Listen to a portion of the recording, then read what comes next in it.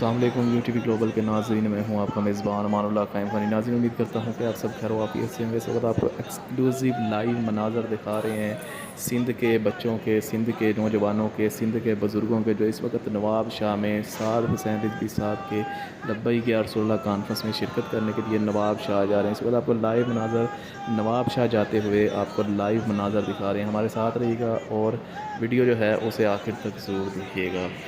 से जुदा सरतन से जुदा गुस्ताख नबी की एक सदा सरतन से जुदा सरतन से जुदा मनसब नबीयन फक्तुलू मनसब नबीयन फक्तुलू